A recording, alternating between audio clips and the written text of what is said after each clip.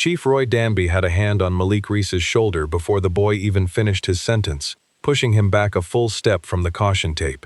"Son, this is a disaster scene, not a game," he said, loud enough for the cameras already rolling behind him.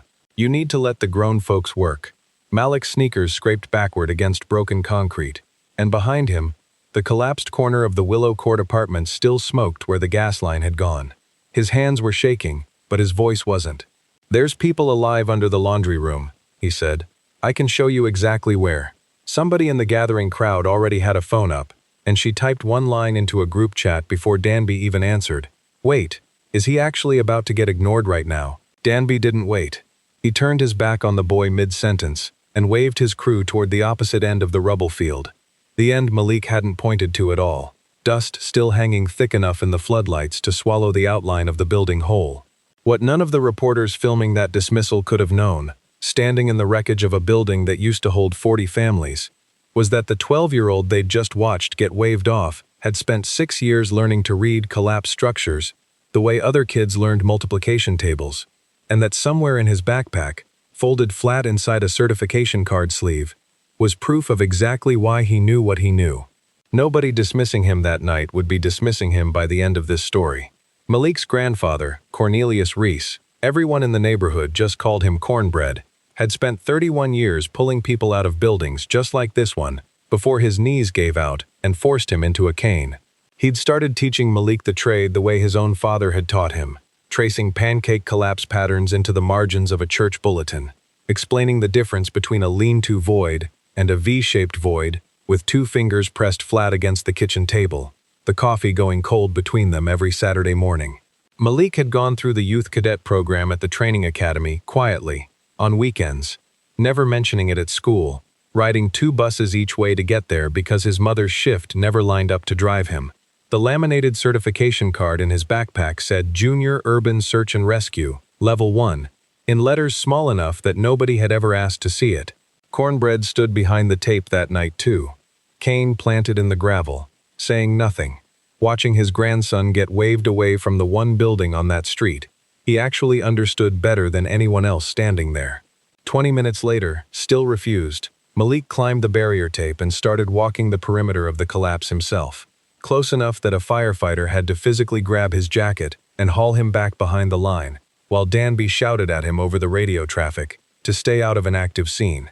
Malik stood there rubbing his arm where the jacket had bunched against his collarbone and pulled out his phone and pressed record, holding it toward the rubble instead of walking away. A paramedic nearby heard 3 faint taps come through the audio a minute later, the same rescue signal Cornbread had drilled into Malik since he was 6 years old, and said nothing, just kept restocking his kit like he hadn't heard it at all. 40 minutes after that, Danby waved over a patrol officer and told him to walk the boy and his grandfather off the block entirely, calling it a liability concern for a minor near an active scene, even though a dozen other bystanders stood behind the same tape unbothered. The officer walked Malik and Cornbread 2 full blocks down, past the news vans, past a bodega with its shutter half torn off, and left them standing under a streetlight that flickered every few seconds. Cornbread didn't argue. He just planted his cane and waited, his jaw tight enough that the muscles stood out along it, watching the wrecked building over the officer's shoulder the whole time. Someone live streaming from a balcony across the street caught the whole walk on camera and captioned it with 4 words. "This is genuinely embarrassing." By the time a local reporter shoved a microphone in Danby's face an hour after that and asked whether the department was following any leads from the community, Danby looked directly into the camera and said, "We're following trained protocols, not a kid's imagination." And the clip of him saying it would outlive everything else that happened that night. Someone watching the live stream typed the only comment that mattered. Bro is standing 20 feet from a whole certified 12-year-old and calling him imaginary. I can't. The search kept coming up empty on the far end of the building for the next 2 hours, right up until a state urban search and rescue task force rolled in past midnight, headlights cutting through the smoke still hanging over the block, and their team leader, a woman named Elena Alvarez, stepped out of the truck and asked one question before anything else. Who was the kid the scanner traffic kept mentioning? She found Malik sitting on the curb next to his grandfather, a mylar blanket someone had draped over his shoulders, still gripping his phone in both hands, and when Cornbread told her his name, Alvarez went still for a second. Cornbread Reese, she said, like the name itself meant something. I trained under men who trained under you. She crouched down to Malik's level, asked to see his phone, and played the audio back through her headset while cross-referencing it against her team's acoustic sensors, which picked up the exact same tapping pattern from the exact same corner of the debris field Malik had pointed to 2 hours earlier. She held up his certification card for the cameras still rolling nearby, the laminate catching the floodlights. This building has a trained observer standing right here, she said, and nobody used him. Within the hour, rescue crews pulled 3 survivors from beneath the collapsed laundry room, alive, exactly where Malik had said they'd be, and the footage of Alvarez, walking Malik back across that same barrier tape, this time by the hand, got clipped and shared faster than anything the department had ever posted about itself. Danby was ordered to appear on camera the next morning, and what came out of his mouth was thin. I was following procedure, he said.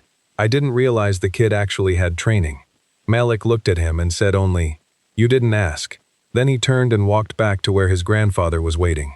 6 months later, the department had a new intake protocol, requiring every incident commander to log and evaluate community tips regardless of the source, written into policy, with Malik's name attached to the case study taught at the academy now.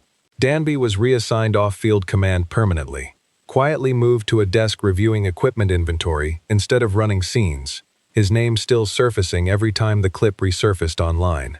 Cornbread sat in the front row at a city council session that spring, cane across his knees, watching his grandson get handed a formal commendation from the same department that had dragged him off a barrier tape and marched him 2 blocks down the street, under a flickering light, and something in the old man's face eased in a way it hadn't since his own knees gave out. The wave of donations that poured in after the story went viral didn't go into the Reese family's pocket. Malik and his grandfather redirected every dollar into a youth search and rescue scholarship named after Cornbread, training a new class of neighborhood kids every summer to read a building the way Malik had learned to.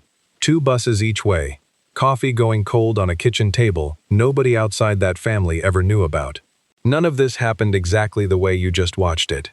But somewhere today, a kid who actually knows something is being waved off by an adult who never bothered to ask, and that part is true far more often than it should be. So here's the only question worth sitting with.